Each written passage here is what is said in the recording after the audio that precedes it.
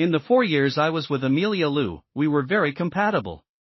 So compatible that it gave her an illusion. Maybe spending a lifetime together with Joey wouldn't be so bad. So she publicly displayed our affection. The news that I was going to marry her spread everywhere. But right at this critical moment, my brother, who had married and moved abroad, suddenly got divorced and returned home. Amelia personally picked him up from the airport, took him to various events, and helped him expand his network. Everyone was waiting to see me become a laughingstock. But I felt relieved. Phew, scared me to death. Who wants to marry her? Chapter 1. The day Louise Fu returned home, Amelia was in my bed. I grabbed her waist and pressed her hands, pinning her to the bed. Her face was flushed, already aroused. But when that special ringtone rang, she snapped out of it like a fish and slipped away. I caught her hand. "Where are you going?" She brushed my hand aside and said, "Louise called me. It must be urgent." She took the call in a hurry, not even bothering to put on her shoes. I don't know what was said on the other end. Her originally furrowed brow relaxed. She said softly, "You can't do this again, next time wait for me. I'll be right there." While Amelia took a shower, I lay in bed, lost in thought. I didn't care what Louise said to Amelia. I was just thinking about that ringtone. The special ringtone Louise set on Amelia's phone before he went abroad. He told Amelia, "You can't change this ringtone, when you hear it, you'll think of me." But no matter how Amelia pleaded for him to stay, Louise left alone, resolutely going abroad.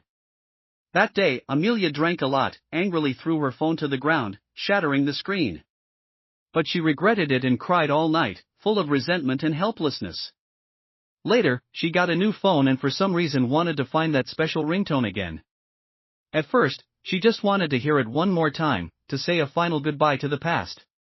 But she couldn't remember what it was. Night after night, she lay in bed listening to song after song, hoping to hear that familiar melody. It became an obsession she couldn't let go of. And just now, that special ringtone suddenly rang, waking her up and waking me up too. So she had unconsciously found that ringtone again, hadn't she? Amelia came out quickly. She dressed while saying to me, "I'm going out, don't wait for me." But I called her back. "Amelia, let's end this here." Chapter 2. My relationship with Amelia had always been muddled. At first, when someone asked her, "Are you dating Joey?" she shook her head, "Just friends with benefits." I didn't comment on this. After all, she wasn't wrong. But 2 years later, when she introduced me to others, she said, "This is my boyfriend." I was stunned for a moment. But I didn't say much. Half a year ago, she suddenly asked if I was willing to marry her. I nodded and proposed to her in a meticulously arranged setting. That day, she smiled brilliantly and I was also caught up in that beautiful illusion. Until I inadvertently overheard her conversation with her best friend. Her friend was shocked. "Are you serious?" She smiled ambiguously, a smile that was both helpless and seemed like a compromise with fate. She said, "Maybe spending a lifetime together with Joey wouldn't be so bad." I felt uneasy. More and more restless each day. I didn't know what was wrong with me. Until Louise made that call. I suddenly felt relieved. Turns out I didn't want to marry Amelia. Chapter 3. What did you say? Amelia's face, originally flustered, suddenly froze for a moment, but the next second it was filled with resentment. Her gaze was heavy as she looked at me. But I didn't care at all. So I smiled at her. I said, "We are done, it ends here." I always thought she would never show that expression again. The look of resentment and helplessness intertwined in her eyes, just like the night Louise left. But this time she didn't cry, she looked at me with a gaze that seemed to want to tear me to pieces.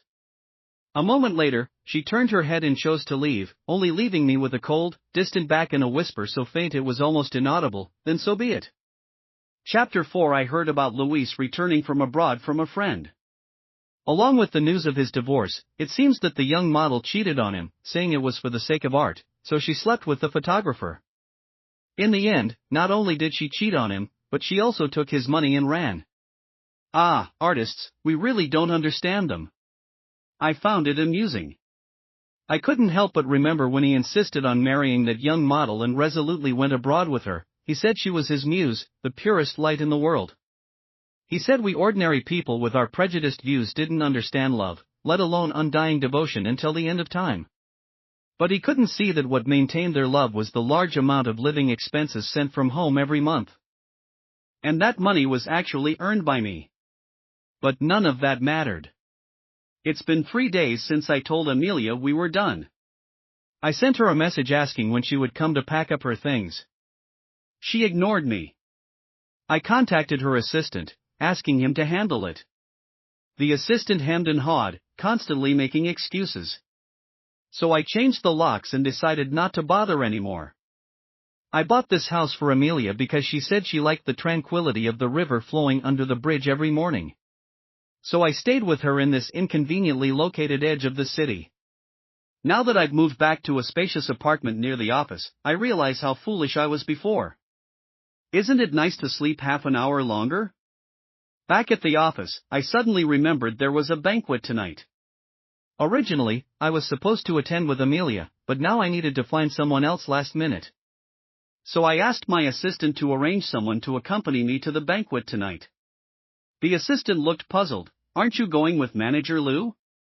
She should be going with someone else. The assistant's expression changed several times, not knowing what to imagine, and she looked indignant. Don't worry, Mr. Wang, I'll arrange the best for you. The next moment, she said awkwardly, Mr. Wang, it's a special holiday, no one's taking orders. How about we make do? I was speechless and asked, what do you mean by make do? She tentatively said, currently, only a courier girl is willing to take the order. Her profile says she loves boxing and is a fierce lady. What do you think, Mr. Wang? I asked helplessly, do I have a choice? She shook her head, looking innocent. I was speechless. What else could I do but ask? But when I saw her in person, I was stunned. How to describe it? This figure, curvaceous, this face, bright eyes and white teeth, smooth and tender skin, a pair of long legs with firm yet elegant lines, making one's heart race.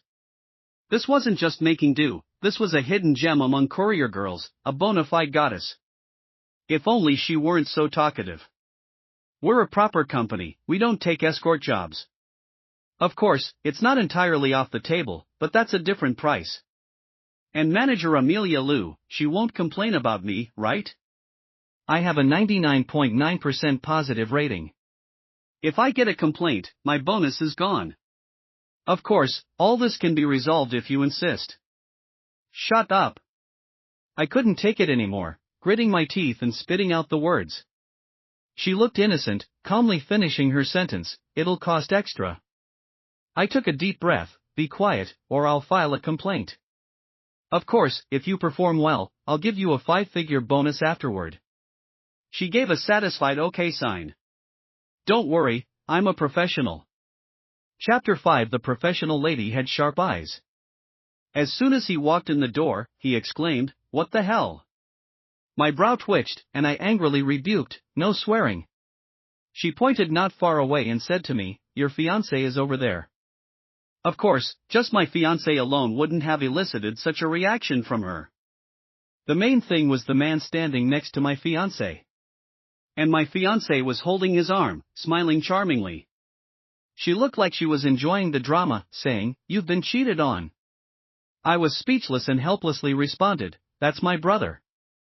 She became even more excited, her smile almost breaking into laughter. Wow, double kill. I wasn't sure if it was because of the professional lady Leona's playful banter or if I was just calm. Watching Amelia and Luis, I didn't feel much. Of course, I didn't plan to go up and greet them. But Luis came over on his own. Brother, long time no see. I've been back for days, and I finally get to see you. Why haven't you been answering my calls? Unbelievable, his tone was so passive-aggressive, clearly implying that I was not on good terms with him and wasn't a loving brother. He continued, Mom and Dad miss you too. When are you coming home for dinner? They'd be so happy. Amazing, he was implying that I wasn't on good terms with my parents either and never visited, making me look like an unfilial son. Seeing me remain silent, he added, I even brought you a gift. Please don't be mad at your brother anymore. Damn, this bastard hasn't changed at all, indirectly calling me petty and narrow-minded. Ever since we were kids, this bastard was like this. When he made a mistake, he would tell everyone it was his fault, and somehow everyone ended up thinking it was my fault. As I grew older, I realized Luis was truly a manipulative person. So I said, answer your call. When did you call me? Brother, your memory must be failing. Could it be you don't remember your brother's number but remember your ex-sister-in-law's number? I bit out the word sister-in-law through gritted teeth, making me feel nauseated. The surrounding people started to notice the situation, whispering among themselves. At this moment, Leona began to speak furiously, adding, fuel to the fire. Mad at you? What did you do to wrong Joey? Don't be ambiguous, tell us what happened. Also, what do you mean you brought a gift, so don't be mad at you? Are you apologizing or being passive-aggressive? If you're being passive-aggressive, let's lay everything out and see whose fault it really is. If you're apologizing, just say sorry honestly. Then Joey can consider whether to forgive you. After all, if you've committed heinous crimes, we might have to resort to drastic measures and uphold justice. Leona's words came out so quickly that Luis couldn't get a word in. Until Amelia coldly asked, who are you? Her sharp gaze swept over Leona and me, finally landing on Leona's hand holding my arm. I met her gaze directly, holding Leona's hand, and took half a step forward. So, miss, who are you? I was ready to face off with her. But Leona suddenly swung me from the left to the right. Whoa, I was completely taken aback. This girl actually threw me from one side to the other like throwing out trash. For a moment, I felt like I had teleported. How is this girl so strong? I suddenly remembered what the assistant said, loves boxing, fierce lady.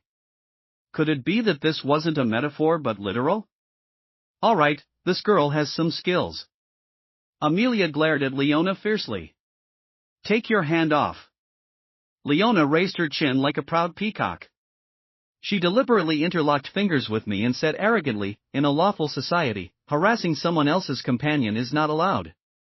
Amelia, emotionally agitated, started to say, I am his fiancé. Just as she was about to finish her sentence, Luis interrupted her. Amelia, Luis looked panicked, tightly grabbing Amelia's arm, his face ugly.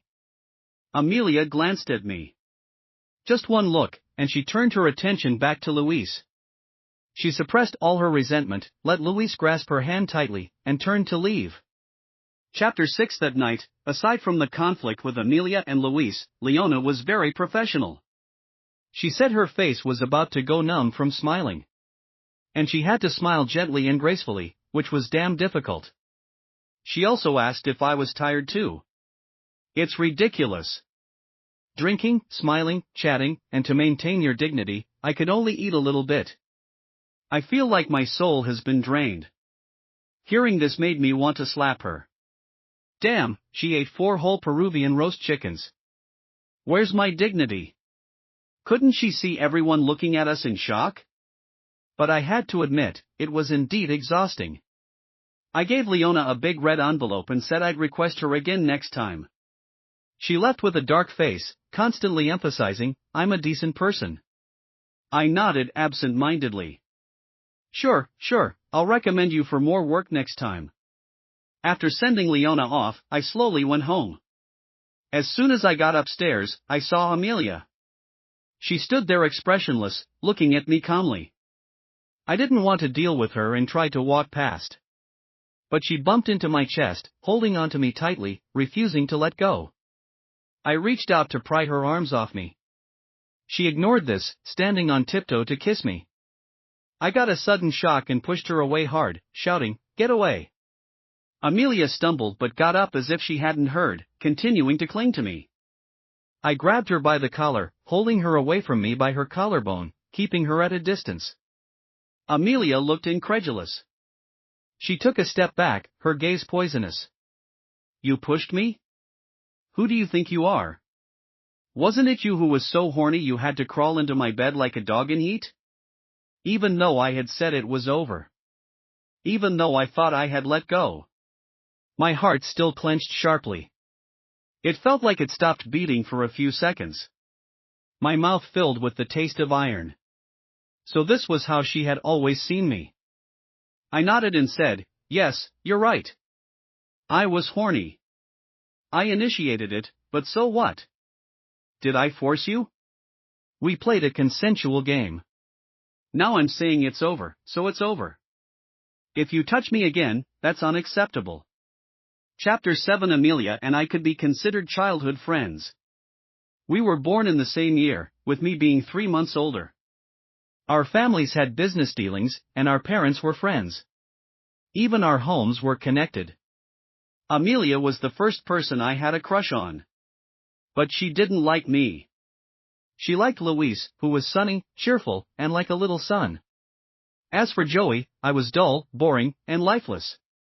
Some people even doubted that Luis and I were real brothers. Our surnames are different. Could Joey be adopted by the Fu family? Maybe he's an illegitimate child. For a while, such rumors were rampant. After hearing this, Amelia unusually forced Luis to apologize to me. Luis, with a mischievous grin, said, "Brother, don't be mad. Some friends were just joking around. Who knew ill-intentioned people would spread it?" I thought she did it for me, but later I realized it was for Luis, to prevent others from thinking Luis's father was fooling around outside. Amelia always loved Luis deeply. So when Luis met his true love, had a flash marriage, and moved abroad, Amelia became a desperate, trapped beast, and it was at this moment that I took advantage of the situation and made that suggestion to her. Amelia said, "I don't like you." I said, "We don't have to talk about feelings, do we?" I never needed Amelia to like me. Being with her wasn't about developing deep feelings over time. It was just a matter of weighing the pros and cons, fulfilling each other's needs. Chapter 8. Luis has been back for half a month now. During this time, Amelia has been by his side, attending various events and helping him expand his network. And it seems my mom finally remembered my existence. She called me and started with a barrage of scolding. "Luis has been back for so long, and you haven't helped him or even called him. Joey, do you still consider yourself a member of the Fu family?" It was amusing. As if treating myself as a member of the Fu family would make them see me as one. "Is there anything you need? If not, I'm hanging up." My mom knew my temper well. Though she was full of anger, she got to the point. "Come home for dinner tonight. I have something to discuss. Also, bring back the cufflinks you bought last time. Luis will love them." I chuckled and hung up the phone. What a bold request. 30 million canary diamond cufflinks, who wouldn't like them? Ordinarily, I shouldn't attend such a trap-filled dinner. But I knew that if I didn't go tonight, my mom would make a scene at my office tomorrow. Just like when Luis rebelliously wanted to marry that young model. My mom stormed into the office and slapped me, demanding why I didn't manage Luis properly and let him meet such a person. But I returned the slap to Luis's face and sternly asked, "When did you start associating with such disreputable people?" When I got home, they had already started dinner, a harmonious family of 3, with Amelia also present. Seeing me, she paused, staring at me for a moment, then looked away expressionlessly. Luis was the first to get up, pulling me to the table. "Brother, don't be mad at Mom and Dad. You know I have low blood sugar. When you didn't come back, they were worried I'd get hungry, so they didn't wait for you." My mom looked stern. "Don't mind him. If he can't be on time, whose fault is that?" I smiled and said, "Then should I leave?" My mom glared at me, gritting her teeth. "Come with me." I lazily followed her into the kitchen and asked, "What's the matter?" She hesitated for a moment and then spoke, "Luis is going to get engaged to Amelia." I was stunned and didn't say anything. The next second, she couldn't wait to continue, "Amelia has always liked Luis. It was you who shamelessly fought with Luis for her. Now that Luis is back, shouldn't you return Amelia to him?" Besides, Amelia doesn't even like you. Let it go. And don't tell Luis about the mess between you and Amelia. Not only others, but I myself had often doubted whether I was their biological child. So when I was a kid, I took their hair and did a paternity test with my own. The result disappointed me. Oh well, what a pity. My distraction made her unhappy. She questioned me, "Did you hear what I said?" I opened my mouth, about to speak, when Luis opened the kitchen door. He looked curious. "Mom, what are you secretly telling brother? Don't hide it from me, I want to know too." My mom's expression changed dramatically, becoming gentle. She smiled softly. "Your brother said he brought you a gift." Saying this, she pushed me. Luis looked expectantly at me. "Brother? Really? Gift?" I smirked. "Do you dare to take a gift from your brother?" Luis's face stiffened, remembering unpleasant past events. My mom wanted to say something, but I had already decisively walked to the living room.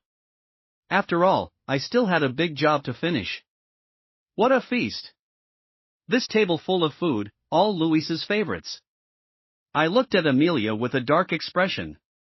She stood up in fright, taking a few steps back, looking at me nervously. "What's wrong? What happened?" I glanced at her and smiled. "I'm fine, really fine.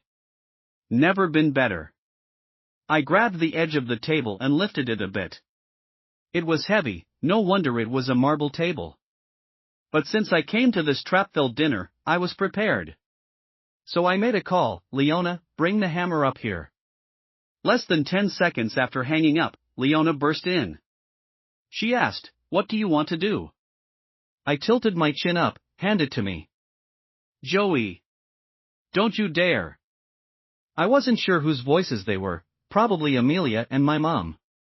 I couldn't tell clearly. Just as I was about to swing the hammer, my dad and Luis grabbed my hand tightly. At that moment, Leona, with a look of sudden realization, said, "You should have said so earlier." The next second, she raised her fist high. Then it fell like a gust of wind. With just one punch, the marble table cracked from the point of impact. The cracks spread like spider webs across the entire table. The next second, a continuous crisp sound filled the room. Dishes and plates fell with a crash, clattering. Soup and food splashed everywhere. The whole table was easily smashed by her. The sound was too pleasant. My mom was stunned, my brother was stunned, Amelia was stunned too. Only I looked at the mess, smiling in satisfaction. No wonder she's my fierce lady, the female boxer. I definitely have to give her a bonus. Chapter 9. I met Leona at the security booth. She was wearing a uniform from a certain delivery company, pestering the security guard to let her in to deliver food. "Aren't you a courier?" She chuckled. Same thing, same thing. Short on money, yep." So I let her into the car. Originally, I intended to fulfill our previous verbal agreement, giving her a job as my secretary and this time having her wait in the car holding the hammer. But I didn't expect her to have such skills. My mom tried to rush over and hit me, but Leona blocked her. "Auntie, do you want to try my slap?" My mom covered her face, retreating 2 or 3 steps. "Joey, are you crazy?" Luis supported my mom, angrily scolding, "Brother, apologize to mom right now." I looked away and said to Leona, "Let's go." With Leona by my side, no one dared to step forward. But as we were about to leave the front yard, Amelia caught up. Her gaze pierced through Leona, staring at me. "Joey, who is she?" I pulled Leona closer and said to her, "What do you think?" Her face turned ugly. I turned to leave. She spoke again. "Luis said he wants to be with me." I paused. "Oh, congratulations, you got what you wanted. Is there nothing else you want to say?" I looked at her. "When you get married, I'll bring a gift." Amelia laughed. A laugh uglier than crying. "Good, very good." Watching Amelia's departing figure, Leona rubbed her palm and said, "Why do I feel like she's such a pretentious coquette?" I was silent for a while, then asked nervously, "How are you so strong?" She clenched her fist and twirled it next to her flushed cheek. If I hadn't just seen her smash the table with one punch, I would have thought she was being cute.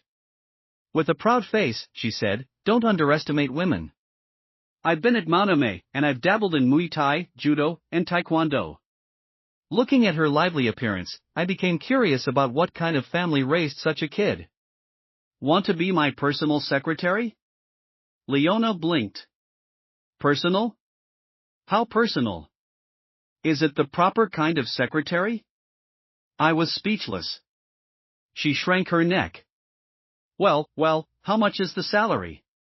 How much do you want?" Leona held up a hand. I asked, 50,000? She was about to wave it off when I said, "That's fine." Leona's eyes widened. I looked at her, puzzled.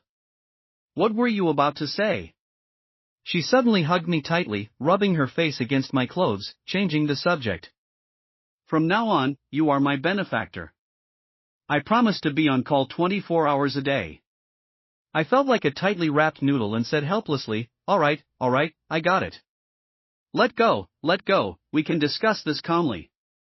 Chapter 10. After this incident, I estimate that the days ahead may not be peaceful. I know what kind of people my parents and brother are. I can guess what kind of tricks they might pull. And with Amelia as a variable, I just hope they don't get too heated. At 11 o'clock at night, I had just finished a video conference, poured a cup of yellow wine, and was preparing to drink it and go to bed. A friend's call came in. He said, "What's going on? How come Luis and Amelia are together, even kissing in public? Didn't you propose to her? Such a fuss over nothing. Didn't Luis get together with her as soon as he came back?" But back then, she said she treated Luis like a brother and told us not to gossip. There's that angle too. No wonder this questioning came so late. But it's understandable. Probably Luis hadn't given her a clear signal, and she didn't want to make things difficult for him. Now that Luis's attitude softened, she must be eager. Once I figured it out, it all became clear. "Is everyone there?" "Yes, are you coming?" "I'm not coming." "Put me on speaker. I have something to say." Not many people knew about my proposal to Amelia. Besides our parents, it was just this group of friends. Now it's time to clarify things. Otherwise, it always seems like I've been cheated on. So I said, "Amelia and I are over. From now on, she's free to marry whoever she wants, and it's none of my business." After that, I hung up directly. I didn't care if Luis heard it or not. If they wanted to hide it from Luis, that was their business. I never agreed to that. Besides, Luis doesn't really know. I don't believe it. I drank the wine in one gulp, coughed deeply, and was about to go to bed when I heard noisy sounds outside. In the middle of the night, disturbing the peace. I opened the door, ready to lose my temper, but saw Leona's beaming face. "Good evening. What are you doing?" She pointed to the house opposite mine. "Moving in." I rubbed my forehead in frustration. "Moving in?" She nodded repeatedly. "How can I be your personal secretary if I don't live nearby? What if you need something when I'm not around?" I wanted to say, "You're overthinking it." But seeing her hopeful eyes, I hesitated. So I beckoned, "How much is the rent? I'll reimburse you." Leona, without hesitation, handed over the rental agreement. Her sincere straightforwardness defeated me. "Keep it quiet. I'm going to sleep." She mimed zipping her mouth and gave an okay sign. She nodded heavily with a look of, "You can trust me." I sighed and closed the door. I thought I might hear some noise, but it was completely silent. So silent that I fell asleep peacefully. Chapter 11. The next day, I brought Leona to the office. Seeing her, the assistant's eyes widened. Seeing her overthinking expression, I immediately explained, "From now on, she'll be by my side as my personal secretary. Enter her information." The assistant nodded repeatedly and secretly gave Leona a thumbs up. As we passed through the office area, everyone's attention was drawn. Watching Leona, with her striking appearance and tall figure, following closely behind me, the employees whispered, unable to hide their smiles. I didn't need to hear what they were saying to know what they were thinking. And Leona, looking carefree, was laughing loudly behind me. I asked, "What are you laughing at?" She said, "Everyone's laughing." Wouldn't it be odd if I didn't laugh? I was speechless. Are you really this naive, putting all your points into strength? But soon everyone saw that my secretary was definitely not the type they imagined. During the morning meeting, my mom brought Luis, trying to barge in, but Leona blocked them. Seeing Leona, they obediently followed her to my office, allowing me to finish the meeting uninterrupted. When I returned to the office, my mom was hysterical. "What are you trying to do? Do you want to drive Luis and me to our deaths? Didn't you promise me you wouldn't tell Luis about you and Amelia?" "I never promised." I looked at Luis. "And how do you know he doesn't already know?" Luis lifted his head, meeting my gaze, half questioning, half resentful. "Brother, you knew Amelia loved me, yet you took advantage. Don't you feel despicable?" I took a step forward, questioning, "Were you married to her at that time?" He replied, "No, but..." I asked again, "Were you with her at that time?" "Although not, but..."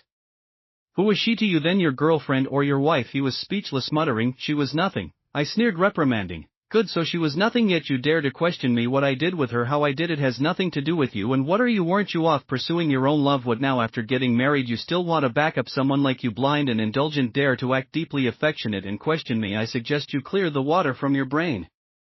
Every time you think it stinks. People might think you're playing with mud in your head." Luis's face turned red, his body trembling, finally speaking after a long while. "It's your fault. Amelia said you forced her." She said that. Luis lifted his chin. "Yes," I laughed and said, "Good, let her sue. Call the police." "Don't you dare not go. Take her. Go immediately, or should I drive you there? Do you have any shame?" my mom shouted, raising her hand to hit me, but I grabbed her wrist, immobilizing her.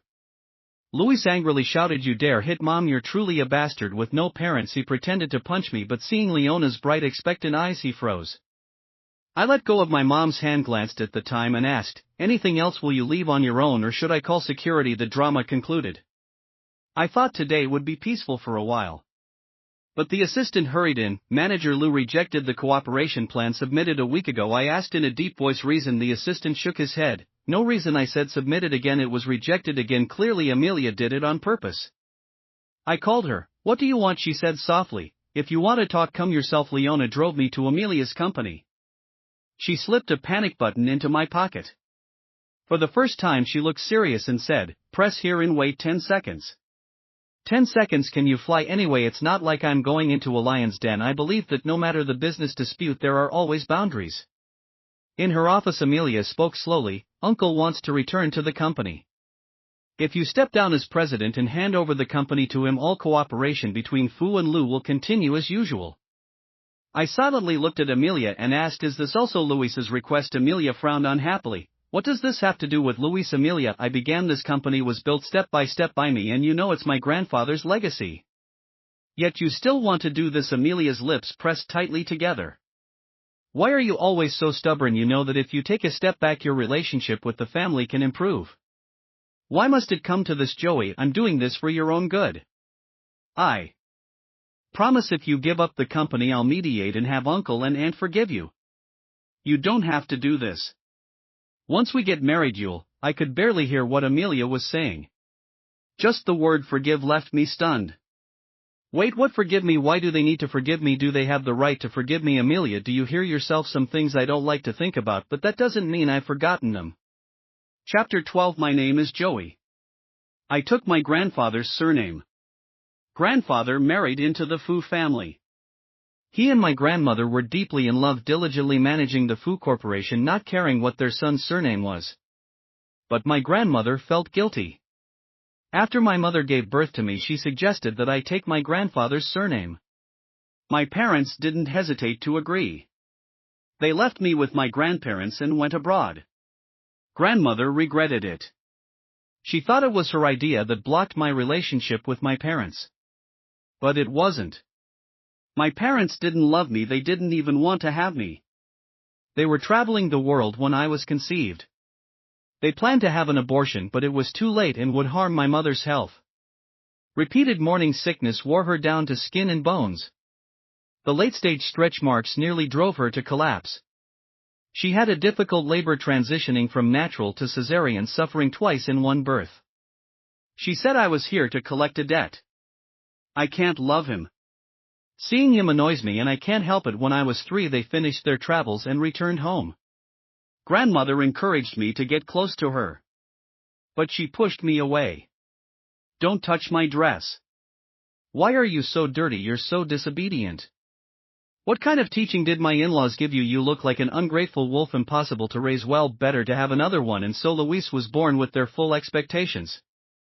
He was their precious one, so much so that I wasn't allowed near him. If I did I would get slapped. What are you holding? Who let you up here? Were you going to poke Luis's eyes? Why are you so malicious? I wasn't. I just wanted to touch his face. But facing my hysterical mother I was too scared to even defend myself. Father forced me to apologize to my mother and brother. It was my grandparents who protected me. Grandmother shook with anger. Impossible, I raised this child. I know his nature. Father tried to smooth things over. So what if it wasn't his fault? That's his mother. What's wrong with apologizing? You've spoiled him too much. How is he spoiled? In what way is he spoiled? I raised him well. Why do you talk like he's bad? Father wanted to say more but grandfather stepped in. Joe did nothing wrong and will apologize to no one. If you keep this up you can leave this house with your kids. Grandmother told me, it's okay. Even if my parents didn't love me, she and grandfather always would. Grandfather told me, to truly let go you must first hold on. If you don't hold on, how can you let go? Don't fear the pain. Quick and sharp pain is easier than slow grinding pain. I once was cherished. But after grandmother passed away they tricked me into going abroad. They confined grandfather, forcing him to change his will. I am your biological son. I'm not dead yet. Why leave the company to Joey? You're so biased. Even if it goes to Joey, shouldn't Luis get a share too? In that darkest moment I cried out to heaven and earth with no response. I struggled and pleaded just to return to grandfather's side one day. On that drizzly day rainwater soaked my shoes and dripped on me from the eaves. I was cold, wet and starving. My head pounded and I felt dizzy, thinking I might not survive. But then I saw Amelia rain misting, her eyelashes forming sparkling drops. Her gaze was clear with an indescribable sorrow. She slowly approached, holding a small purple umbrella over my head. At that moment the sound of the rain seemed distant, leaving only the two of us in the world. I came to find you, Joey. It was Amelia who found me and brought me back. She took me to grandfather's sickbed. Grandfather held my hand and asked, do you want the company? I said, Grandfather, you will be fine. You will get better. He patted my head and continued, whether you want it or not I can only give it to you. Joe, this company is your grandmother and my life's work. Will you guard it for us? After grandmother passed, grandfather didn't last long. 2 funerals nearly killed me. But they still wouldn't let me go. My mother forced me to sign a share transfer contract, threatening to send me to a mental hospital for electroshock therapy if I refused. I resisted, so they tortured me, locking me in the basement, giving me 1 meal and 1 glass of water every 3 days. Again, it was Amelia who secretly brought me food through the basement window every few days. When my parents tried to have me committed, claiming I was mentally ill, she begged her parents to help me. During that time she stayed with me. She repeatedly told me, you're not sick. Don't let others think you are the same. Amelia is now saying they need to forgive me. Chapter 13. At this moment I smiled at her, feeling a rush of exhilaration. I felt as if the skies had cleared and my mind had never been this clear. Amelia stared blankly and asked, what's wrong with you? She suddenly grabbed my hand and said, I didn't mean that. I just think after all you are family and you. I didn't want to hear her speak. I didn't want to hear anything she had to say. Get out. You want me to leave? Yes, get out. I pried her fingers off me. Amelia's face turned cold and with a command the security guards outside rushed in. Hold him down. That was Amelia's order. At that moment I realized they had no boundaries. I fought back left and right like a madman. Those past traumas, the drugs injected into my body, the countless electroshocks, the locked iron doors, the restraints binding my hands and feet, they all surged into my mind. I grabbed a medium-sized potted plant by the coffee table, swung it in a wide arc, creating a safe distance. I then stepped onto the sofa, crossing over. I intended to rush past the desk and take Amelia as a hostage. But she moved to the other end. Just then they closed in again, forcing me onto the table. I swung back at the ones trying to climb up, hitting one who in pain retreated. Taking advantage, I flipped over to the other side, pressing myself tightly against the wall to avoid being surrounded. For a moment I had a chance to catch my breath. I kept swinging the potted plant to fend off anyone approaching. With my left hand I reached into my pocket to find the panic button. Amelia shouted, "There's only one of him and 7 or 8 of you, and you can't hold him down. Do you want to be fired?" They swarmed me, tearing away the plant and pushed me against the wall. I finally found and pressed the panic button buried deep in my pocket. 10-9-8-7. Leona said it would only take 10 seconds. 6-5. I was pinned to the ground by the guards. Amelia looked down at me, her high heel hovering over my hand. She coldly asked, "What did you say?" I kept counting. 4-3-2. Bang, a loud crash. The office door was forcefully kicked open. I turned my head. Leona's stunning figure stood heroically, her fist extended in front of her. The door had a large hole in the middle where it had been smashed. Everyone's attention shifted to her and Amelia took several steps back in shock. Leona, with a mischievous glint in her eyes, said, "It's lively here." Before anyone could react, she rushed to my side, tossing the guards away and kicking Amelia aside. "Joey, are you okay?" I gritted my teeth and trembled, saying, "Let's go." I knew I had lost my composure. Leona practically dragged me out. Behind us, Amelia shouted, "Joey, how dare you leave Chapter 14? Leona took me to her home without asking. It was simply decorated with no ornaments, giving it a stark, lifeless feel. Leona walked around a few times before finally bringing out a can of beer. She scratched her head awkwardly and said, "I wanted to find you something else, but this is all I have. Maybe you should go back." Before she could finish, I took the beer from her hand. "This will do." I didn't want to go home, even though my home was right across the street. At this moment I didn't want to be alone. Leona, usually so talkative, was uncharacteristically silent. She sat with me drinking can after can of beer. Until I was slightly tipsy, I started to speak. I talked about my grandfather's last words to me about the decline of the Fu Corporation. The company my parents had coveted for so long was already a fading flower. When I took over, my father had ruined it beyond recognition. I was holding it together by sheer force of will. It was exhausting. I didn't dare relax. I was afraid of disappointing my grandparents. I was afraid they'd be angry, blame me. But actually, have you ever thought about it? Leona suddenly said. Your grandfather wasn't trying to save the company, he was trying to protect you. I didn't quite understand. Leona said, you had just started college and your parents were awful to you. Without that company as a shield, how would you have grown up? Would you have been bullied? Would they have hurt you? It's true that with the crown comes the burden, but because of the crown, people didn't dare mess with you. Your grandfather probably didn't care about the company, he just wanted to make sure you grew up safely. I was stunned. The image of my grandfather, distressed and reluctant on his deathbed, came to mind. It was as if he was saying to me, Joe, Grandpa can't protect you anymore. What will you do? My voice trembled. I murmured, no one's ever told me that. I'd never thought of it that way. Everyone saw me as a beneficiary. And I saw myself as carrying a heavy burden. That feeling of being physically and mentally exhausted had always pressed down on me, not letting me breathe. But now someone told me they were still protecting me. Even though they were gone, they were still protecting me in their own way. I sat quietly on the living room carpet all night. Leona didn't comfort me or offer advice. She just sat across from me, never leaving. Until the sky began to lighten and I asked her softly, how did you get there? In 10 seconds, she said, I was following you the whole time. I told you I'm a personal secretary. How could I let you go up there alone? Chapter 15. Amelia kept her word. She began to attack the Fu Corporation's business on all fronts, not caring if it meant harming herself in the process. The board of directors kept pressuring me repeatedly.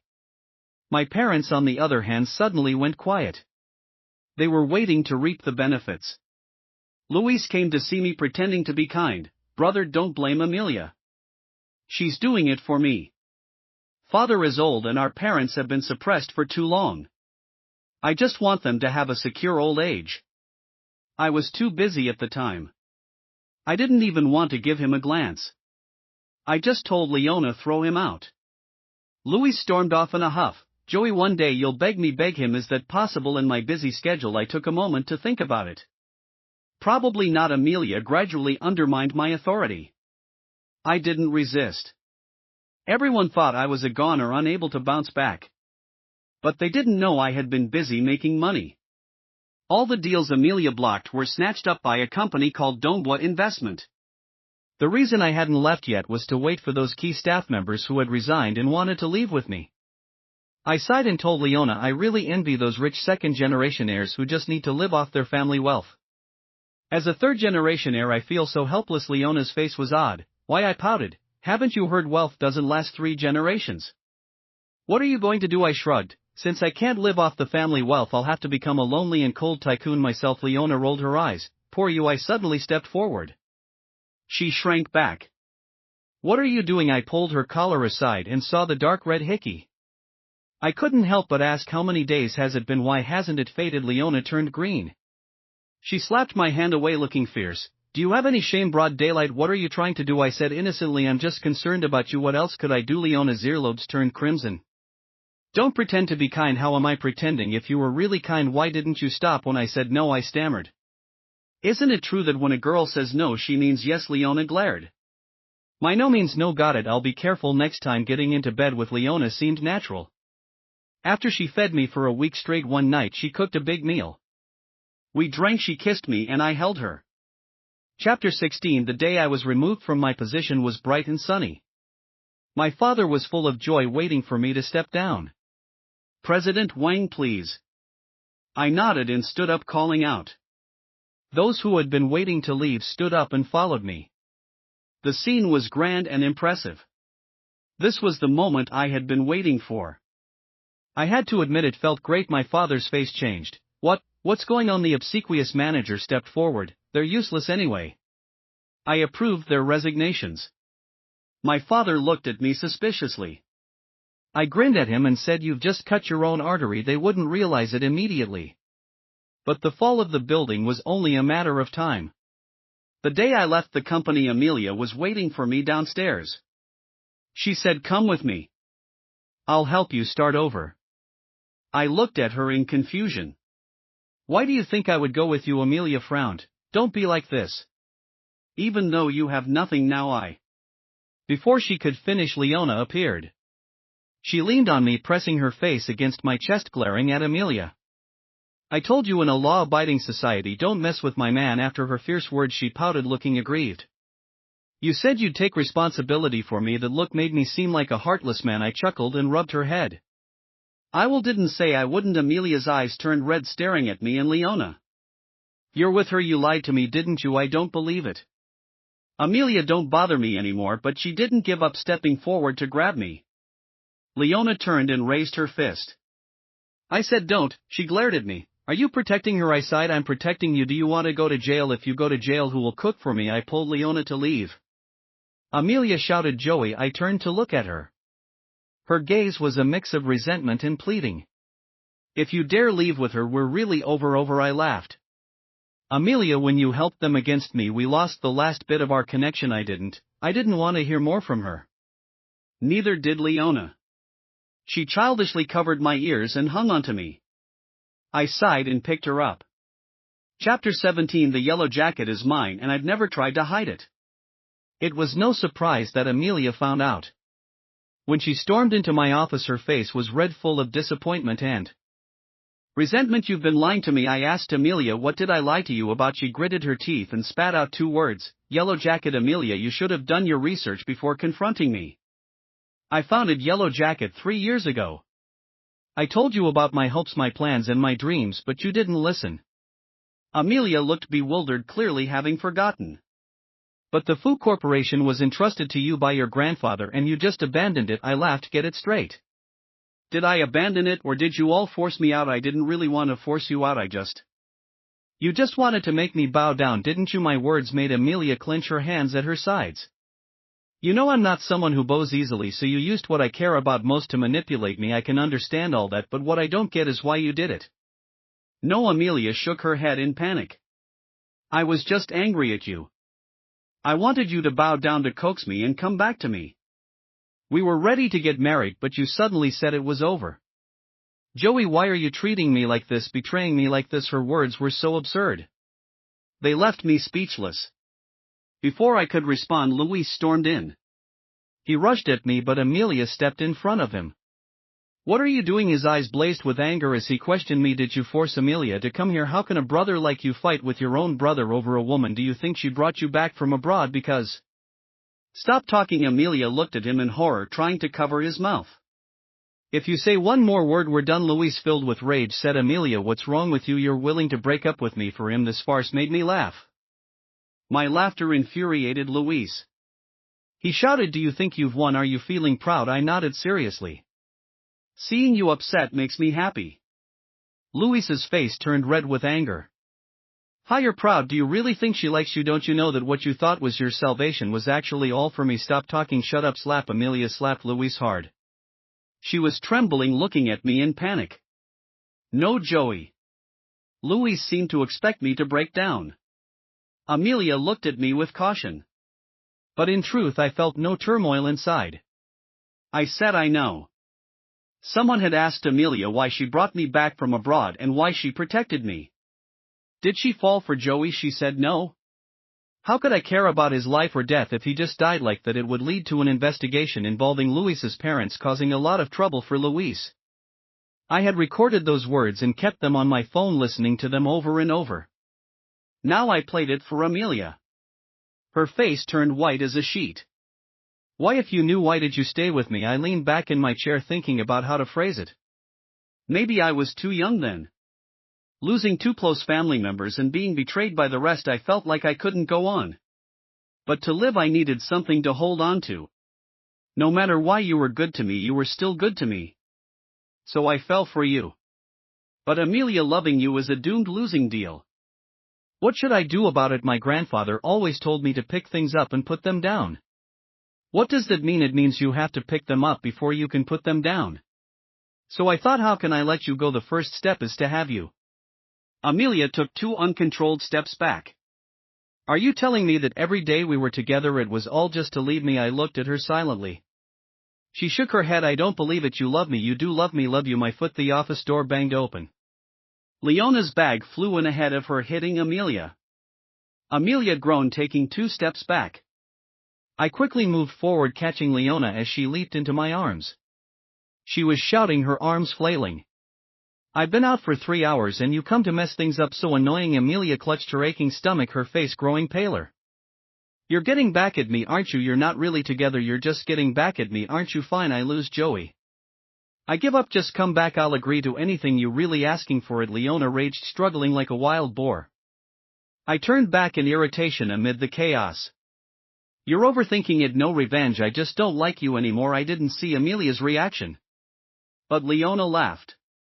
Don't like her anymore? Did you hear that he's mine? Her tone was as triumphant as could be. Amelia was eventually escorted out by security, along with the terrified, slumped Luis. None of that was my concern. My main task was to calm someone down. She was about to explode. Chapter 18. Leona crossed her arms, pacing back and forth in anger.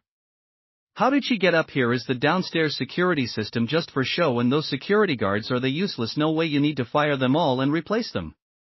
I refuse to believe she can't be stopped. Her pacing made my eyes hurt. Can you sit down for a moment? She glared at me. I'm annoyed. I sighed. Let me hold you for a bit, I'm tired. She paused.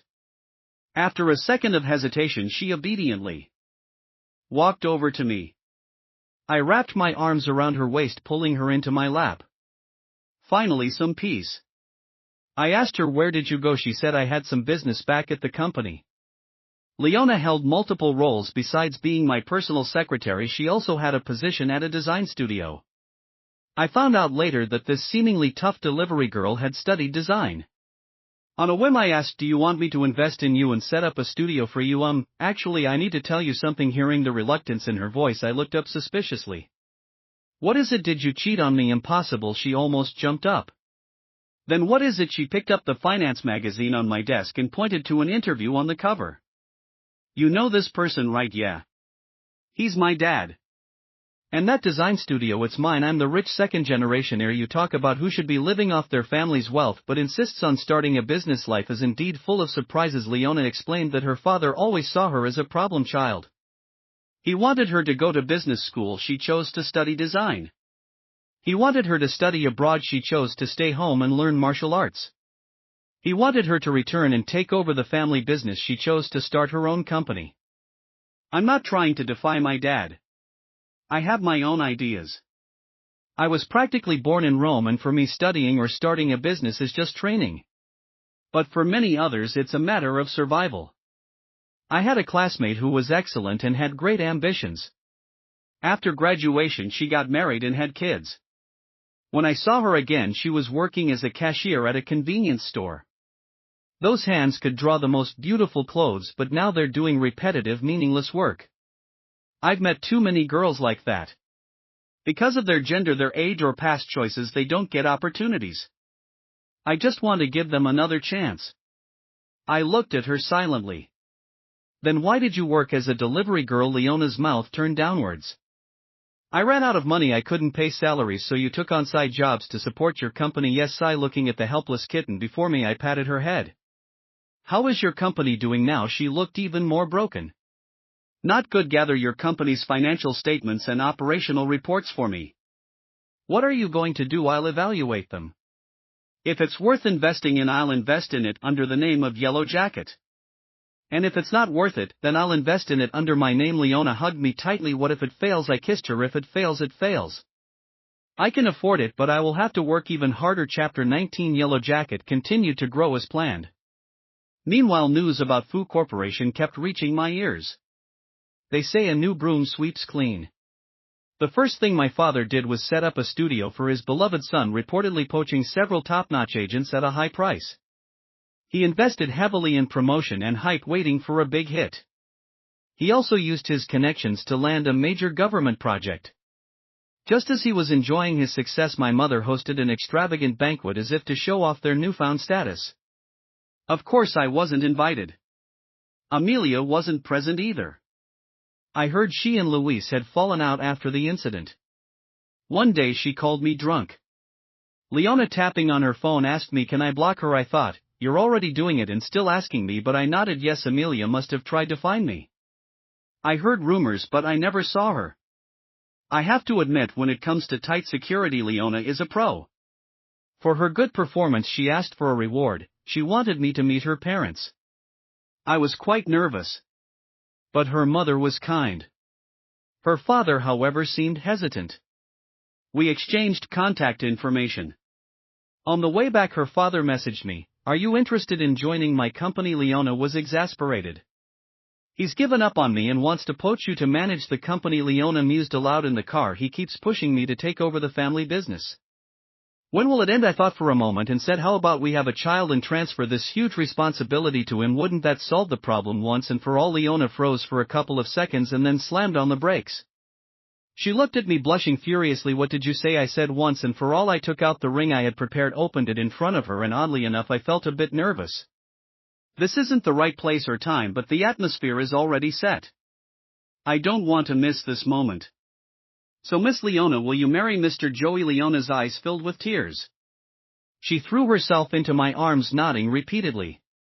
Yes, I will. Chapter 20. The Fu family fell apart. Their carefully constructed illusion shattered in an instant. Though my father lacked business acumen, he wasn't stupid. I never imagined he would resort to bribery. It was obvious someone wanted to take advantage of him before everything fell apart. A simple trap and he walked right into it. 20 million enough to keep him in prison for a long time. My mother found me demanding that I pay to get him out. I looked at her amused. He broke the law. How do you expect me to get him out? She scoffed. Isn't it just about money? You don't want to spend a penny to help your father. Your grandfather made you promise to look after us. I nodded. Grandpa did make me promise, but he said to make sure you don't starve. That's it. Besides, I advise you not to make any rash moves in such a sensitive time. But she wasn't one to listen. 3 days after I spoke to her, she was taken to the police station, charged with causing a disturbance and trespassing. It was obvious she had tried to bribe someone and they called the police. the police contacted me to bail her out. Was it because the other party didn't want to cause a scene? No, the official didn't want the trouble. But my mother still thought she was right. I was so angry I laughed. Go ahead, do what you want. Then you can all be together inside. She fell silent, grabbing my sleeve. You won't just abandon your father, will you? I pushed her hand away. I can't help him. What about the company? It was left to you by your grandfather. You'll take care of it, right? I looked at her suspiciously. What did you do? She avoided my gaze. I didn't do anything. I just heard that project was very profitable. They said it was a sure thing. It's our family's company. It won't be a problem if you just put the money back in. I stepped back, looking at her coldly. That's your problem, not mine. But it was your grandfather's company. It's yours now. I told her. You have another son. She fell silent at that. I went to Louise out of spite. I didn't expect to give her a new idea. That night Amelia called me again with a different number. I was about to hang up and block her when she spoke urgently. Louise came to me. My hesitation seemed to give her hope. She spoke quickly. They came to me asking for money to pay off the debt. I refused. Joe, I turned him down. I didn't help him. After a long silence I spoke. You should have helped him. If you did, I would at least think you sincerely loved someone. But now you love no one. I love you, Joey. I love you. I really do. Come back, please. I was wrong. I'll never talk to him again. Never see him again. Just come back, okay, Amelia? I'm here. Don't contact me again, Joe. Don't call me that.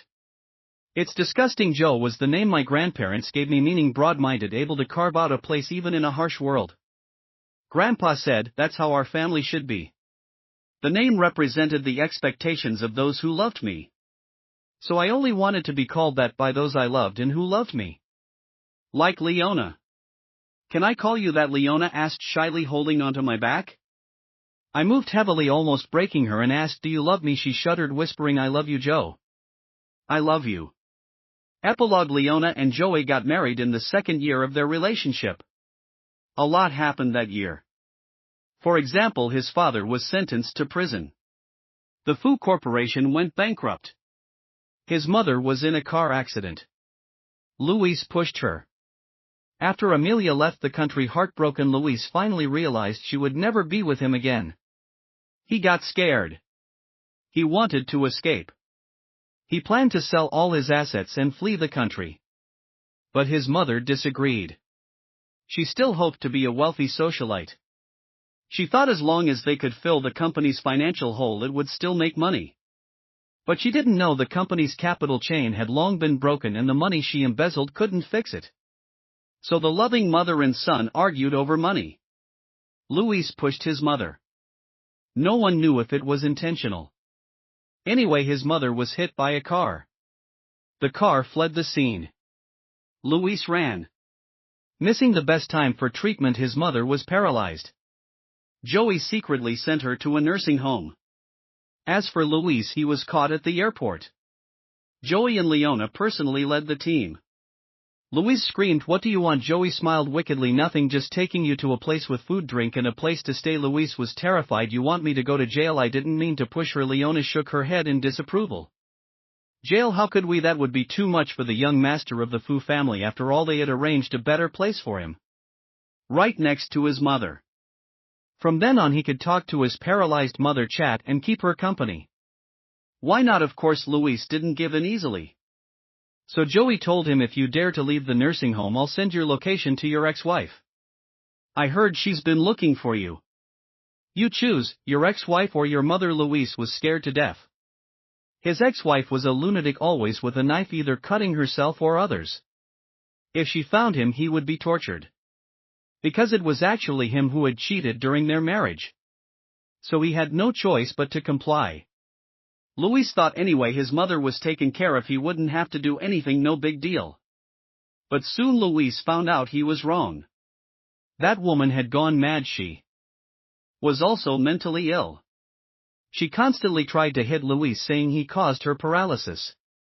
But he wasn't the one who hit her with a car. Why blame him? She also said, if I hadn't given birth to you, it would have been better. If only Joey were my only son. Louis laughed. Do you think Joey would acknowledge you? Dream on, he holds grudges. When you pushed him down the stairs, breaking his leg, burned him with a cigarette and made him kneel, he remembered it all. It was because of you, his mother shouted. You said Joey bullied you. You lied to me. Luis laughed even harder. I was just a kid. Could I have tricked you? You just didn't like him. Do you know, seeing you treat Joey like that scared me to death. I thought if you didn't like me anymore, would you treat me the same way? So I did everything to frame Joey, afraid he'd compete with me. They argued like mad, exposing each other's faults without mercy. Watching the monitor, Leona's heart broke. She smashed one table after another to barely suppress her rage. That night back home, she hugged her husband, feeling her heart ache. Joey let her vent. When he finished his work, he turned to her. What's wrong? Leona shook her head, mumbling nothing. Joey sighed. If it hurts to listen, don't. Why put yourself through it? Leona stiffened. You knew? Joey chuckled, pinching her nose. When you didn't come back for a long time, I knew. Sorry, I didn't mean to eavesdrop. Joey frowned, pulling her into his arms. I'm not mad. No need to apologize. I can guess what they said. I just don't want you to be upset. Leona was indeed upset, very upset. If I had met you sooner, it would have been better. Joey's heart softened. It's not too late. Whenever you show up, it's never too late. Leona hugged him tightly. Don't be sad. Joey couldn't help but laugh. Actually, it's okay. The harm she caused me was just a few instances. When I was younger and still craved parental love, I would approach them. After getting hurt a few times and letting go, I avoided them. And I had my grandparents who avenged me. Joey always felt he wasn't particularly unlucky. Though his parents didn't love him, he had his grandparents. Now he had Leona. He had suffered and endured, but he had also been loved. And he was still loved now. What more could he want? Life is never perfect. But having a part of it is enough.